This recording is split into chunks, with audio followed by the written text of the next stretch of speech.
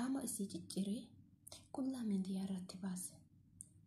Maaltu qaama isii ciccirsiisee qullaa miidiyaa irratti isii baasisiise? Sababa maaliitiin qaamni isii kun cicciramuu eegalame? Sababa maaliitiin rakkoon kun isirra gahuu eegale? Assalaamu alaikum warahmatullahi wabarakatuh. Jirtu akkam nagaa keessanii fayyaa keessanii isin jecha qaama koo cicciree qullaa miidiyaa gubbaarratti na baasetu jira boru jechuudha. Qaama koo guggutamee qullaa miidiyaa irratti na bar tokkoon dhufaa jira. Tokkoon boru siftaanis wanni kun immoo xiqqoo addaan hafee jira iyyuu. Garuu immoo eegalee jira. Takkaan eegalaa jira. Ijoolleen warroonni waan kana akkana dalaytan. Obboleessa kiyya ati obboleettii qabda. Ati obboleettii qabda. Ati bor ilmoo argachuuf deemta. Obboleettiin kee heerumtee dhumteellee heerumanii dhumanillee obboleen kee suni ilmoo argatu. Ati ilmoo argatta. Isii kanallee yoo gargar baate bor ilmoo argachuuf Rabbiin immoo zajaasii deebisa. Takki isiin waan kana beekatu haa dalaytu, waan feetuuf haa dalaytu. Maali? Mana tumtee maal hidhatin? Maa hin gubin? Waan biraa dhiisi. Maa ibiddaan isiin gubin? Maa miidiyaa irratti si baafta? Maa Rabbiin barsiisa ja'ooliin bulchu si deebisa. Wallahi Rabbiin sajaa wajjin bulchu. Har'a qaama isii dirree isii gugguttee miidiyaa gubbatti si baafta. Kuni hundi maaliif ta'e? Bakka kana hoo maaliif ka'uu hin danda'ame? Obboleeyyan kiyya shamarran biyyoota namaa keessa jirta. Adar irra uf qaba. Uf qaba. Ciniinnadhu gaafa ciniinnatte jetti galma geetta. Gaafa obsite galma geette. Ciniinnadhu dhiirarraa. Wallahi humaa siin godhu.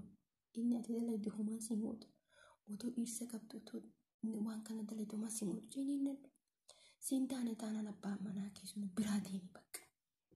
Maayoo biraa deemte. Bargiseen immoo ammoo gisee biizinasaati gisee dalagatanii nama ol taajettee yaaddu malee gisee waan kana dalaytee fokkattee gad deebitee har'a abbaan manaa kee qullaa si wajjira kee qullaa miidiyaa irratti si baase.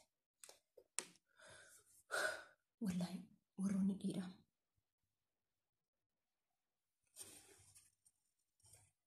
maaliif kuni dhufa? Maaliif dubbii akkanaa nutti fiddan? Maal ati ilmoon argattu? Maal borsariitee waan akkanaa qunnamuu hin danda'u? Bari moo Rabbiin sajaan itti kakate? Yookaan sheexaanis dogongorsiisee waan kana dalaguu dandeetti. Ati maa isiin gube? Ibiddaan maa isiin gube? Waan biraa dhiisee luba isiisan gidduu ibiddaan maan gube? Isii yookaan waa balleessite. Wannoonni akkanaa kun namoota dhiirotaa wanni isaan illee keessee fakkeenyaaf ijoolleen dhiironni jechuudha. Ijoolleen takka yeroo jaallatan yeroo namni biraa irratti jaallate wallahi nasbii nama sanii baasuuf taate ijoolleen dhiiraa jechuudha. Kunuma beenu beektan garuu mootummaa maal isiniin fakkaatu obboleen kiyya warra dhiirsa qabu otoo dhiirsa qabdan dhiira biraa bira deemtan ibiddaan gube. Luka isa sanyiitu ibiddaan gube maal baay'ise? Maaliif yoo jettere otoo si qabdu bakka biraa deemte. Otoo si qabdu bakka biraa deemte. Maaliif miidiyaa irratti si baafta? Gubi tumadhu mana kee keessatti gurfadhu. Maal kamaa akka keetitu barkamaa akka keetitu dhufee waan akkasii dalagaa. Barkamaa akka keetitu dhufee waan hin taane dalagaa. Sima jechuun dhiirri sima. Isiin illee dubartii. Kanaaf jechuudha. Miidiyaa irratti qullaa isiin baaseen. Qullaa boru Rabbiin si baasuu deeme si hiikana. Awwaale hidhaa gadi. Maayoo awwaalte. Maayoo ajjeefte. Bari intalli tun turtullee meeqa kamtu jira qullaa deemee deebi'ee ka heerumu. Bar mucattiin tun turtullee yookiin immoo tuyyuu mucattiin tun bor ilmoo argachuu deemte. Ilmoo isiisum suuraa isii kana arguu deemte. Wallahi ijoolleen dhiiraa namatti hin gafina. Nutti hin gafina. Dubartootatti hin gafina. Tumadhaa, gurfadhaa, loladhaa. Dubartii teessan iddoo kennaafi jaalala kennaafi.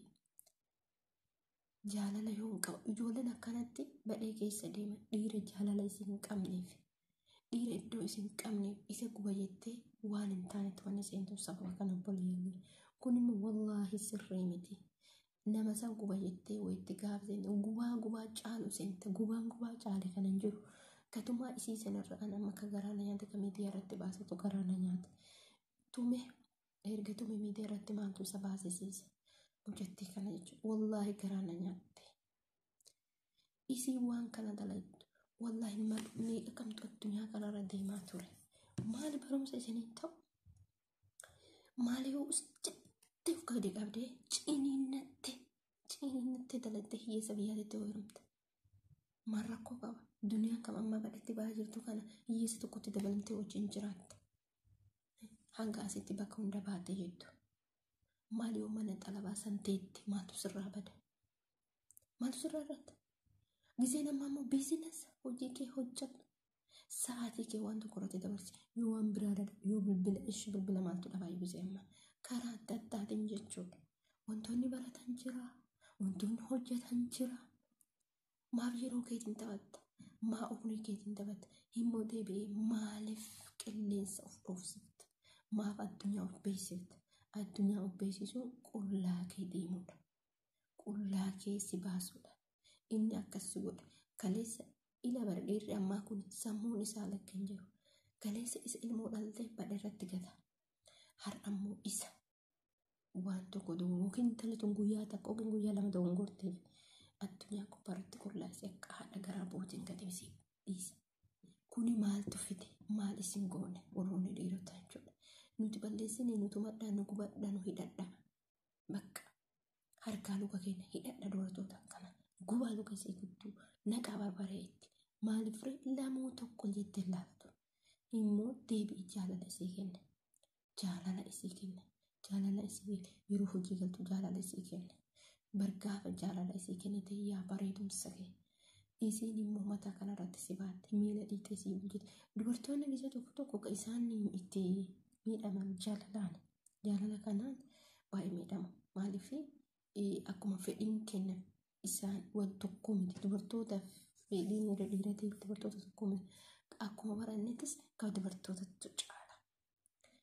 Kanaaf warroonni dhiirotaa dubartii keessaa ijoollee babbareedduu gichuu kana ilaa boodaa kennaa fi jaalala kennaa fi haasaa taasifsiisa. Haasaa mi'aa haasofsiisa.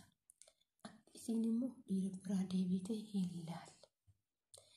Gaafa ati akkuma feete gootee bakkuma feete ooltee dubartoonni biraa hojii haasofsiiftee galgaluma galtee akkam bultee jettaan jechuudha. Isii yeroo kana illee keessa seenti. Hin gubaa jetti. Garuu gubaan caalu isiidha. Dubartoonni dhiira hin gubinan jedhina. Dubartoonni dhiira harkaan baanan jedhina. Wallaahi dhasiin rabbiin si saaxila. Rabbiin ifarratti si baasa. Rabbiin miidiyaa irraa dhiisite guyyaan si salphisutu jira. Ilaa kee gootu obboleettiitii dhiira rabbitti kennadha. Dhiira mootuyyuu jaalala kenniif kabaja kenniifatillee bilbila isa duuba sa'aatii ta'e inni galataanan iddoo isaa kenna. Hojii keetti irratti hojiin giseen ammaatuyyuu anuu kitti namni aane akkeetti na dhiba. Yoo mallaqni sirraa hafee yoo maal jettee gara biyya kee meeqa kamtu jira? Walaa dargaggeessi bishaan lagaa fakkaatu biyya keessa. Ka hojii fixeen ka barumsa yuunivarsiitii fixee jireenya hojii hojjechuuf hawwii qabaatee kan taa'e meeqa kamtu jira? Ka dookumentii ofii waan harkaa dhabee ka dookumentii ofii gurguratee wanta qishuu isii banatu listiruumatiin taragatu meeqaan beekumsa gurguddaa qaban. Namoota akkanaa kanatti namoonni biyyoota arabaa kanatti keessatti baddanii heerumtanii bakka cinqamtan boodara jechuudha. Wallaahi ijoolleen dhiiraa bishaan lagaa fakkaattu. Bareedumsaan akkamii garuu qabeenya dhabaniiti. Waan ittiin socho'an dhabaniiti. Kana kanatti dabalama galataa malee dhiira biyya arabaa warra as jedhe heerumanii isin gubdee isin qullaa gadi isin baaftee jettu irraa deebi'a. Qabadhaa mallaqa keessa abbaa manaa keessa wajjin ta'a akka heerumtan kan heerumin immoo hin ba'inaa isin jedha dhugama rabbisin taa'e gadi meeqa kamtu jira wallahi ijoolleen meeqa kamtu su'uudii keessa koontiraan nama irra jira ijoolleen kontiraata haga ammaa jiran meeqa kamtu jira su'uudii keessa koontiraan iseen waa irra galee jira qaata cufate jechuudha garuu ijoolleen haga ammaatti mana kontiraata biyya galanii deebi'anii sa'aatii barbaanne biyya galee hojjedha sa'aatii barbaanne deebinee hojjedha kuni maaltu fide kabajaa kanaatu hin jiru kabajaan akka mana wantaa kanaa immoo hin jiru salphinni immoo akka alaa hin jiru wallahi salphattuudha dubartoonni nama hin qabne salphattuudha salphinni akkanaa hin jiru isin immoo warroonni jaarsa qabdan biyya arabaa jiraattanii biyya keessa jiraattanii abbaa manaa keessanii dhala yoo nama biraa laaltan ani immoo murteen kiyya luka isii jidduu mititti sanyachi miti irratti hin baase bakka murteen kiyya qulqulluutti kan jedhame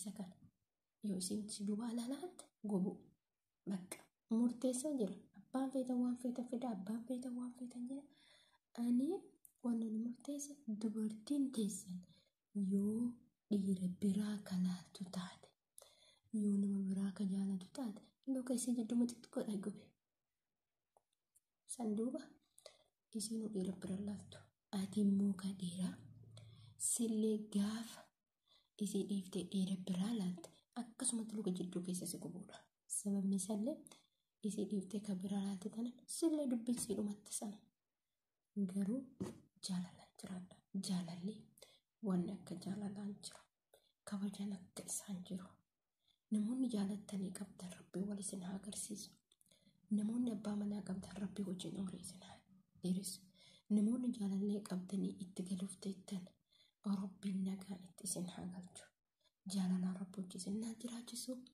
isin itti dheeressee viidiyoo kiyya laayikii jirsa biskiraab godha assalaamu alaikum warahmatullahi wabarakatuh ummata qashti